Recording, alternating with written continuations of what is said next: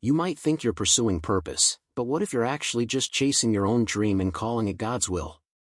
One of the clearest warning signs is restlessness. When you're constantly striving, constantly comparing, constantly discontent, it's often because you're trying to make something happen that God never assigned to you.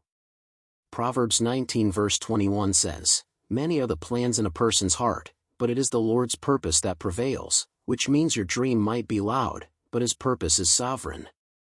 Another hidden sign is prayerlessness, not in general, but specifically about the direction you're moving. You're making moves, building platforms, setting goals, but deep down, you haven't really asked God if He's in it. You're asking Him to bless what you've already decided, instead of seeking Him first like Matthew 6 verse 33 commands. A third red flag is when your identity is tied to your progress. If success fuels your self-worth and setbacks trigger panic, you're not rooted in purpose, you're addicted to outcomes. God's purpose doesn't always look like success in the world's eyes. Sometimes it looks like hiddenness, pruning, or even loss. Romans 8 verse 28 doesn't say all things feel good, it says all things work together for good to those who are called according to His purpose, not your personal ambition.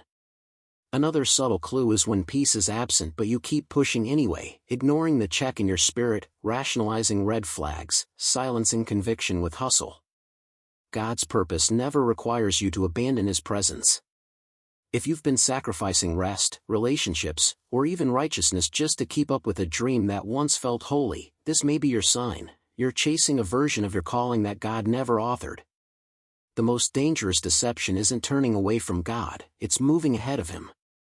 If the fruit of your pursuit is anxiety, spiritual dryness, or a fading prayer life, it's time to pause and ask, is this really from God, or just something I wanted Him to co-sign?